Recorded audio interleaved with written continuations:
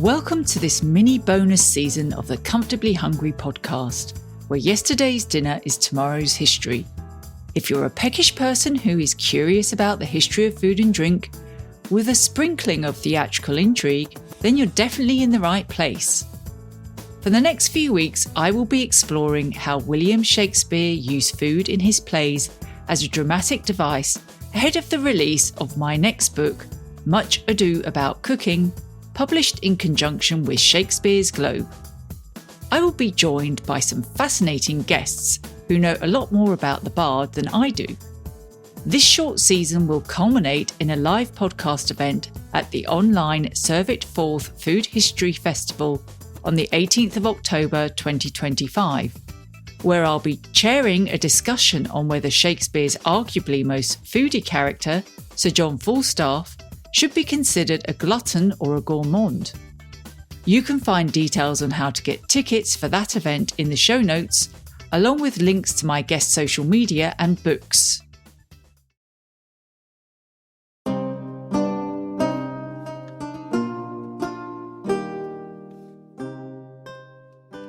As children, my brother and I were sometimes denied dessert because we hadn't eaten all of our dinner, usually a vegetable element. There is more than a touch of irony here, as both of us would go on to become vegetarians in our teens, although I've since relapsed and now eat everything, including meat. We probably viewed that boiled broccoli as something akin to an instrument of torture, but the prospect of missing out on dessert was more terrifying than forcing down that portion of green veg. And while today's psychologists will counsel against using food or denial of it as a threat to elicit a specific behaviour, it certainly had the desired effect in my childhood household. In an essay entitled Feasts Are Too Proud, Better to Starve, Shakespearean Culinary Divides, Sheila T. Kavanagh, Professor of English at Emory University, explains that in Shakespeare's plays, disputes involving food often reveal close convergences between dietary options and challenging loci of interpersonal conflict, frequently connected with competing hierarchies associated with status, as well as domestic, political, financial, or social power. Sheila is here today to help me explore how food is weaponised in Shakespeare's plays, both in a literal and figurative sense, to coerce or punish characters. Welcome to the podcast, Sheila. Thank you very much. It's delightful to be here, and I appreciate the opportunity to talk with you. Well, I'm very excited to be talking with you because I really did enjoy reading your essay. And obviously, you've also written a number of books, including Multisensory Shakespeare and Specialised Communities. And you're also the director of the World Shakespeare Project. So can you tell me a little bit more about the work that you do? Well, the work that I do, the common thread is that I work with a lot of different groups of people. The World Shakespeare Project, I'm working with faculty and practitioners around the world. With the food culinary history, I'm working with actual recipes and working with people who are doing actual recipes. Multisensory Shakespeare is Shakespeare in prison programs, Shakespeare in veterans, Shakespeare for people with neurological conditions, et cetera, et cetera. So I'm very much fascinated by the link between the practical and the theoretical. So the typical academic and the applied. Well, that sounds fascinating. So let's start with the argument between Fluellen and Pistol and the leaks in Henry V, which listeners will have heard Diane refer to briefly last week. In Act 5, Scene 1, Fluellen is upset that Pistol has brought him some bread and salt to eat with his leek. So why does Fluellen find this act so insulting, and what does he do about it? One of the things with Henry V, as with a number of Shakespeare's plays, are that the different territories encompassing the island are very different and often at odds. So you have Scottish people and Welsh people and Cornish people and even Irish people from the other island and all of this. And the leek was linked to St. David's Day. And so Llewellyn is making a big deal about the fact that the king was born in Wales and that wearing a leek in a Monmouth cap for St. David's Day at the beginning of March was a sign of pride in Wales, and that asking him to eat the leek rather than wear it as a mark of pride was offensive, and it wasn't acknowledging how important the leak would have been. Now, what contemporary audiences might have known that modern audiences probably don't know is the status of Wales at the time. Because James the First, James the Sixth, who followed upon Elizabeth Tudor being queen, when he became king, he had hope of a unified country, bringing Scotland and Wales and everything together. And so there was a lot of emphasis being put on unity. At the same time, during the war that's talked about in Henry V, there were Welsh soldiers who fought on behalf of the French. And so there were Welsh soldiers who fought for the English, and there were also Welsh soldiers who fought for the French. So it was a contested area.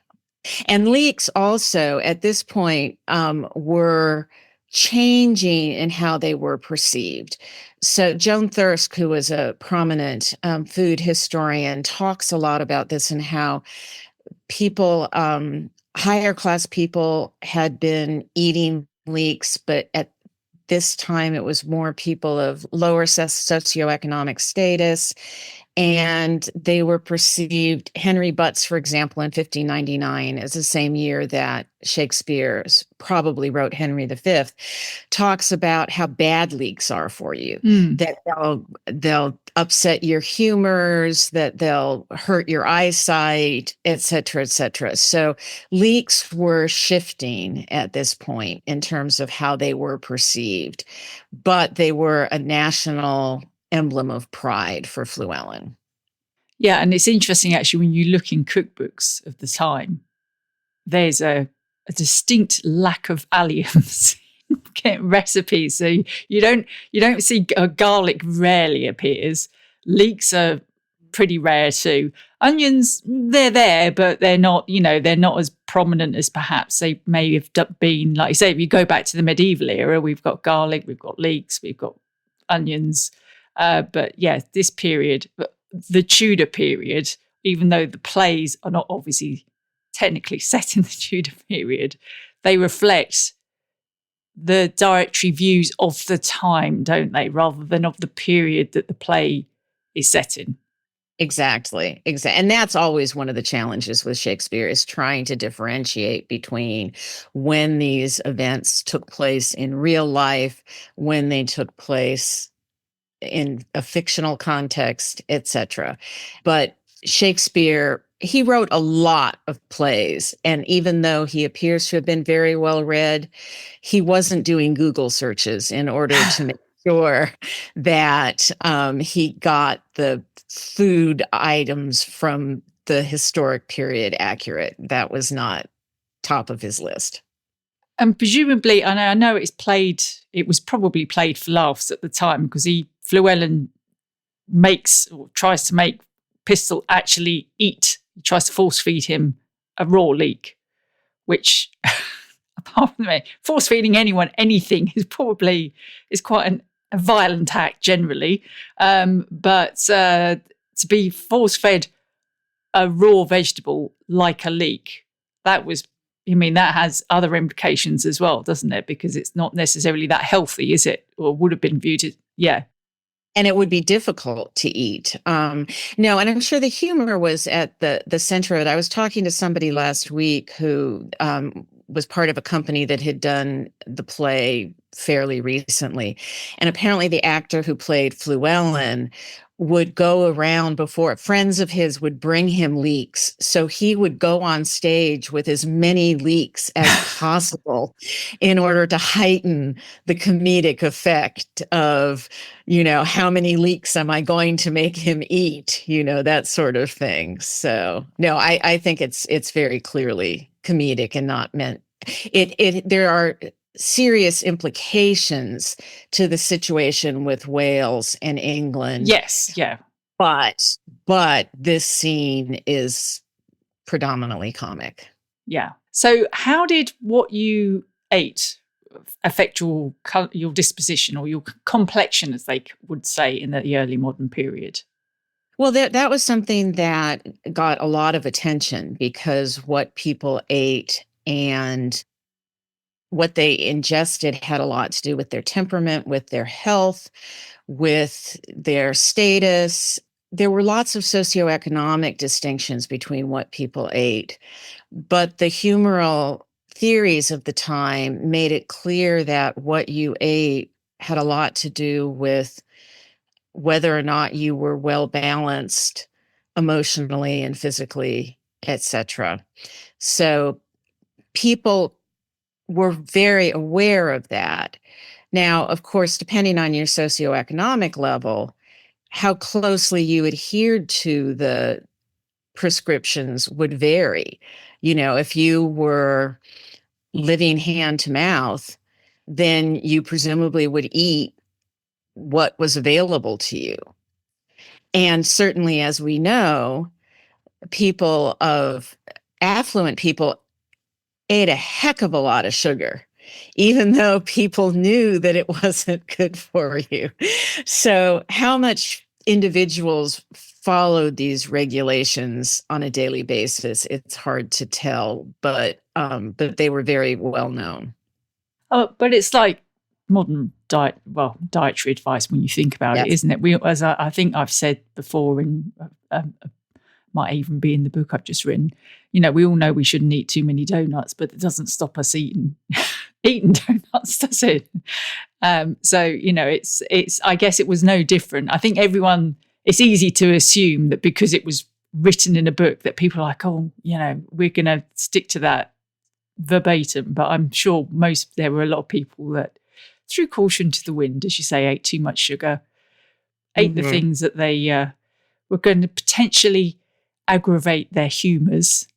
And with this in mind, that sort of brings me onto Petruchio and his use of food, or I should say lack of it, because he tries to amend Katharina's personality in The Taming of the Shrew. Why were certain foods to be avoided? I mean, I'm thinking particularly about this play, because she's deemed to be very choleric, isn't she? Prone to anger. No, and that was a very common belief about certain foods being apt to increase that, and that since she is presented as such an angry person, so she's offered all kinds of things, but then not given them because no, that will increase your choler. And so she's lured with things like, what do you think about neat's foot? And what do you think about a piece of tripe finely broiled? And in each case, she says, oh, yes, that's lovely. I'd love to have that. That sounds wonderful. And then Gremio comes back and says, oh, no, that'll make you too choleric. So no, we can't give you that. And it just gets ratcheted up to the point where he's offering her beef with mustard, and then he says, no, the beef will make you too hot. So he offers her mustard without the beef. Now, obviously, from a logical perspective, mustard is going to be hot and spicy too. So he's only just pulling her leg, as it were. But the scene also, it's showing how common beliefs were being used. It's sort of, he wasn't just saying you can't eat. It was, you can't eat, and here's all of the social reasons and the medical reasons that we know about that mean that you shouldn't eat. So he can say, I'm doing this to you out of love for you, out of caring for you, which is, of course, nonsense. But one of the things that I'm always intrigued by with that is that the humoral guidelines also say that not eating is bad for people who have too much choler. But that, of course, gets completely ignored. It's also one of the things that I like about that scene is that she makes reference to the beggars who come to her father's house. And she says, even the very poor people who come asking for food would be better treated than I am being treated. So again, she's referencing the distinctions in the socioeconomic period and what people had and what they could access. And so she's making it clear that she's being treated worse than the worst beggar. And we should also point out that when she's being offered neat's foot, which is beef shin, I suppose, trying to think of a comparable cut nowadays, or tripe, they are not punishments. They were deemed as being quite, they were quite nice foods or regarded as perfectly edible foods in the early modern period. Yes. Well, and from what I understand, I have talked to people living now who claim that they were given neat's foot jelly when they were ill as children. But no, and again, tripe, what you might call offal or organ meats or whatever, also went back and forth in terms of how popular they were, how widely eaten they were, whether they were viewed with disdain but certainly what we call the squeal to the tail or whatever, was people used the different aspects of the meat. So she would not have seen that as being offensive in any way. She would have been, I'm really hungry, and that sounds terrific. Yeah. Well, let's face it, she is really hungry at this point. So she probably would have eaten anything. But so they're not cruel foods that she's being offered, or by any stretch of the imagination, not by their standards of the day. Not at all. Not at all. Now, I think today we would think of Petruchio's treatment of Katharina as coercive control. Mm-hmm. But how would Shakespeare's audiences have viewed it? Well, I think that's a really interesting question. And I know that there are current Shakespeare scholars who believe that we should continue to study Taming of the Shrew, but that we should not have it on stage anymore. Often, if you see a film version of Taming of the Shrew, it's likely to be done as a rom-com. Oh, okay. 10 Things I Hate About You is a great example, which was filmed at one of my high schools. So I always have to put out a good shout out for 10 Things I Hate About You. But they're often done as a rom-com. And it's unlikely that it would have been done in that way. If you think back even to the 1950s, when we had situation comedies on television, a lot of violence, I Love Lucy, Ricky would spank Lucy. In the, Jackie Gleason would threaten he was going to punch his wife to the moon if she didn't behave, in The Honeymooners and such. The one thing, though, that often, and I don't know with audiences at the time, how this would have resonated. But one of the things that happens in films almost completely is that the induction is left out. And the induction is typically or frequently included on stage. Now, the induction leaves the possibility, because in that, Christopher Sly, who's the drunk who they're putting on a play for him, it leaves room that the whole story of Taming of the Shrew is a drunk man's fantasy, that they're presenting a tale that he would appreciate. and would say, oh, yes, that's exactly how a woman should be treated. If you leave that off, then it becomes harder to make the play fit with current sensibilities. And so then there will sometimes be sort of winks and nods between Kate and Petruchio, or there'll be, there was a Canadian production a few years ago that did a Commedia dell'arte production, and Petruchio was very muscular and didn't wear a shirt. And so Kate looked at him with lust throughout the entire production.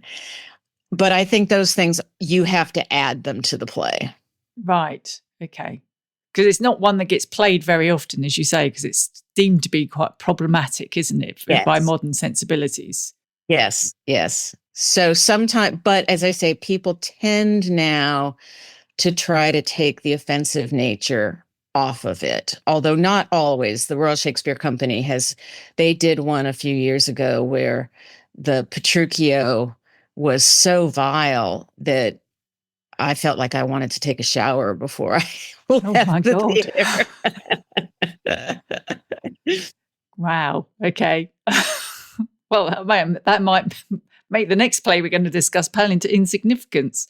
I mean, the last example I wanted to talk about was revenge. The play is as much about revenge as it is punishment. So let's talk about Titus Andronicus. I think this has to be Shakespeare's most bloody and violent play. I mean, there's rape, disfigurement, murder, but this is a food podcast. So tell us about the pie.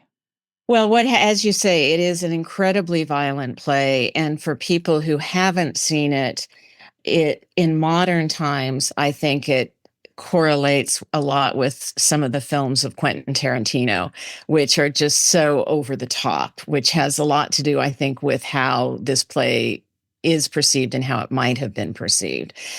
But in this, Titus has an infinite number of sons, most of whom are killed in battle, which is seen to be a very brave and honorable thing.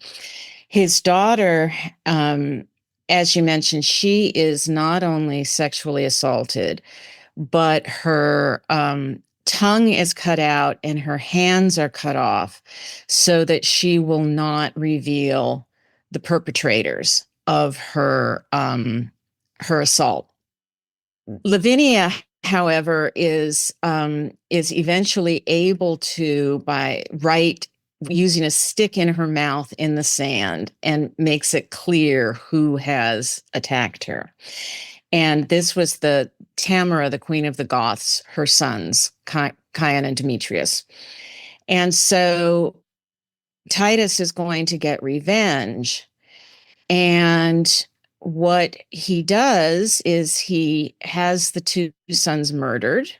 He butchers them, puts them into a pie, which he then serves to their mother at a meal. And at the time, again, there's so much visceral, the Shakespeare's plays were being performed right near where bear baiting was going on. And we've already had Lavinia with her hands chopped off and her tongue cut out. So we've already had a lot of violence and a lot of blood.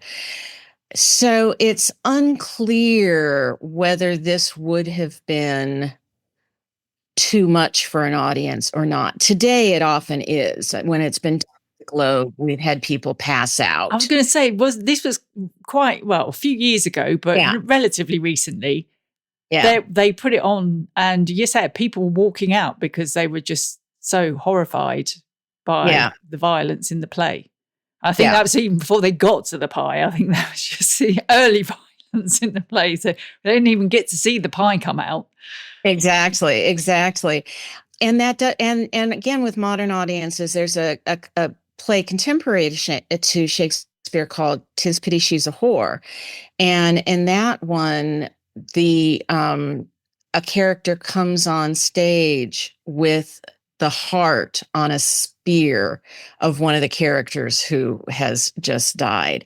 And in modern audiences, I've been there when people have passed out. Now, the thing with Titus, and I think this is interesting because I saw two productions that handled it very differently, but similarly in ways that really surprised me. There was a comic version that was done by a group in Florida a few years ago, where heads would be bouncing off the dinner table.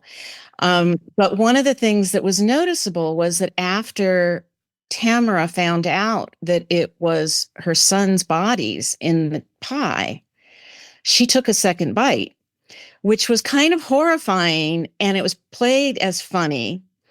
But a few years later, the Royal Shakespeare Company did something very similar, but it wasn't comedic. She took the second bite. It came across as though she was want to have one last moment to commune with her dead sons. And it was really quite poignant.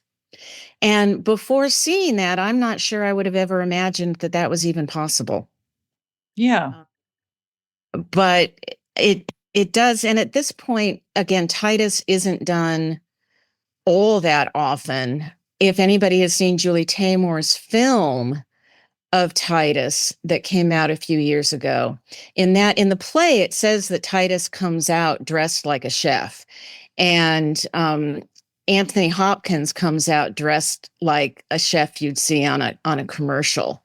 The Reduced Shakespeare Company, which does all the plays in about an hour and a half and puts a comedic spin on it, when they do Titus Andronicus, they have Titus hosting a cooking show. Perhaps it would be a podcast today. Yeah. But modern audiences, it's a lot to take. There was one time I brought my son to the Globe. He was quite little, and the woman sitting in our aisle was horrified that I'd brought him. She said, "Are you familiar with this play? And do you know what it's about?" And some people just think it's okay if it's Shakespeare.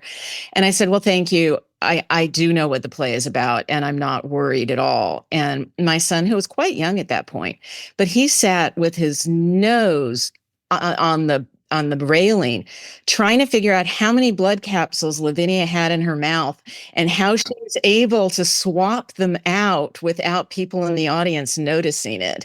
So I thought, he's not thinking this is realistic. He's looking at the theatricality. And I think that's the thing with kids, actually. I mean, they do need to be protected to a degree, but I think I think we should give them a bit more credit. I mean, you probably don't want to be taking a 3-year-old to see it, but I assume he wasn't 3. Yeah. So he was a little bit older than that. I mean, my son, actually, my eldest son, did this play at school. I don't think they had blood capsules, I hasten to add. But when he came home and he said, "I've got to do Titus Andronicus," and he was 13, and I was like, "Oh my God." Okay, that's quite a brave choice of the school. But you know what? It's like I say, I assume they weren't having all the special effects. And I suspect, as you say, the Tarantino aspect of it probably appeals to today's teenagers without sort of analysing too deeply the meaning of the play. I mean, and also I think, although it is an act of cannibalism at the end, albeit unbeknownst initially by Tamora, I'm not sure would they have been disgusted, because you say it was an age of bear baiting, public executions. Would Shakespeare's audiences have been horrified? I think it probably depends on who was in the audience. I think it's hard to know. One of the things, as you may know, that I find is interesting with the psychology of disgust is that disgust is generally only triggered when organic material is involved. So obviously, cannibalism counts as organic material. So there's certainly room for disgust. Again, I tend to think that they lived in a much more visceral age. I mean, we have people who have never encountered an animal being butchered. That would not have been true in Shakespeare's time. They were not going to Tesco's and buying meat wrapped up in plastic. we don't have any contemporary accounts, and we don't have any notes of people saying, don't take our children to see this because there's horrible stuff in it. Because again, I personally think that Lavinia's abuse is so horrific Yes, I agree, actually. that Yeah. by the time it gets to the pie, that her abuse is much more graphic, because of course you don't see the young men being cut up. You don't No. see them in. No, I was just going to say there was an event for the 2016 Shakespeare year in the city of London where it was in a neighborhood where Shakespeare had lived, and everybody was invited to the pub across the road afterwards and given a coupon so they could get a pint and a pie. And the coupon had a quote from Titus. And I remember looking at that thinking, somebody here has a very wicked sense of humor. But I thought anybody who was given this coupon who did not ask for the vegetarian pie really need to have a conversation with themselves later. Yeah, that's yeah. I'm not sure I would have been going for the meat option on that occasion. I might have had to revert back to my vegetarian days. So can we say that cooking your enemy's children in a pie is the ultimate act of revenge or ultimate act of punishment? Or are there any other ultimate acts of punishment involving food in Shakespeare that I've overlooked? No, I think that is I think that's a significant one. Yeah. There are other things in, but that's pretty horrific. But then, most of the people in Titus are not admirable people. And depending on the production, Lavinia is sometimes presented in a less than complimentary light. Now, obviously, she still doesn't deserve what happens to her, but it is one of the plays where nobody comes across very well. Yeah. And Tamara, it does seem like, since it's not real in real life, she gets what she deserves, since, of course, it's not really her sons in a pie. It's whatever they would put in a stage pie at that period. Yeah. Well, that in itself would probably raise a few eyebrows by modern standards, probably umbles or, innards or whatever. But yeah. Doubt it was a nice venison pasty. Exactly.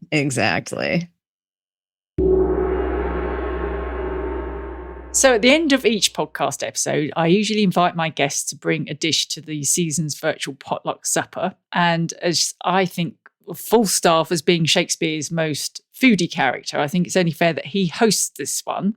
Mm-hmm. So as it's such a short season, I'm going to allow you to bring a guest with you in addition to your dish. So first of all, which other Shakespeare character would you bring to the supper as your +1 and why? Well, I was thinking about this, and I initially was thinking about who would I want to talk to. And in that case, it probably would have been Beatrice from Much Ado About Nothing. But when I thought, with Falstaff as the host, Falstaff is famous for lots of talk and not offering much in response. And as we know, he drinks an inordinate amount of sack. I'll make sure there's plenty of sack there. Don't worry, we're not going to run out of sack. But yes, exactly. So what I was thinking was, out of a generosity, that I would invite Duke Senior from As You Like It, because he's out in the woods, and he's not overly angry or trying to get retaliation or anything like that. And when Orlando shows up with Adam, and Adam is a very old man who's followed him into exile into the woods, and Orlando shows up with his sword and basically threatens people with death unless they let him and Adam eat from the banquet that they see, or the comparative banquet. And Duke Sr. says, no, no, no, come, be our guest, help yourselves. He's not at all concerned about the sword, but he also wants to make sure that everybody is treated well. And so since I don't think Falstaff is necessarily going to care whether his guests are well served or not. I think I might have messed up by making Falstaff the host him. Well, I mean, he'd be entertaining. He would. Well, I'd hope so, yeah. But he'd have to have somebody provide the food knowing that he wasn't going to pay for it. Well, yeah, I mean, I think I'm picking up the bill on this occasion. He's just acting as the host. I think good. And as long as you're aware of that. But you have to bring a dish as well. You can't just bring Duke Senior. So what dish would you bring to contribute? Well, and I thought a lot about that, and there were various things, but I thought, going back to Twelfth Night, cakes and ale. Yeah. I mean, because Sir Toby is not the same as Falstaff, but they have certain things in common. And when he's talking to Malvolio and says, just because you're a Puritan, do you think there will be no more cakes and ale? And I personally don't drink ale myself, but I thought having cakes and ale would probably be welcome by most people. Yeah. So I thought, and then Duke Senior would make sure everybody got some. Excellent. I think that's a brilliant choice. And what is next on the horizon for you?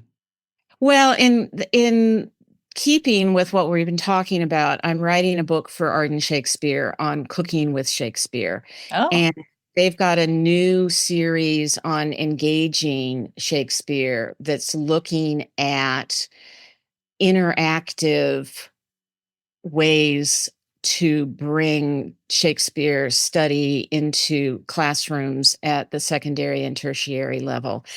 And I've been teaching cooking with Shakespeare and cooking in other historic periods. And one of the things that I find is that the students often come into our classes worried that everybody else is going to know Shakespeare far better than they do. And so they're very self-conscious. They don't come in thinking that their fellow students are going to know anything about animal husbandry. They don't come in thinking that anybody's going to know about the marchpane from Romeo and Juliet, etc. And so I'm working on a book to make some of these ideas accessible to other faculty and students and teachers who want to incorporate food into the study of Shakespeare in order to help Shakespeare, to enhance Shakespeare's meaning. In particular, there's a lot of things about the history that they learn through the food that they may or may not learn through the plays, because students often, if it's in the past, it's all the same. Yeah. And so they don't necessarily, it doesn't happen very often, but I'll occasionally get a student who will write about the Victorian attitudes evident in Shakespeare. And then I'll, of course, have to say, well, it was not Victorian. But they're just thinking, oh, it's in the past. And so the food helps them have a reason to think, and particularly because of all of the food shortages and the changes in the food laws and the imports of new foods from countries out at great distance from England, it brings in aspects of Shakespeare's work that they might otherwise not see. I think it's a great way to get, history generally, food history is a great way to get students to engage with, whether it's history or Shakespeare's plays. Mm-hmm. I think it's an inspired a way to go.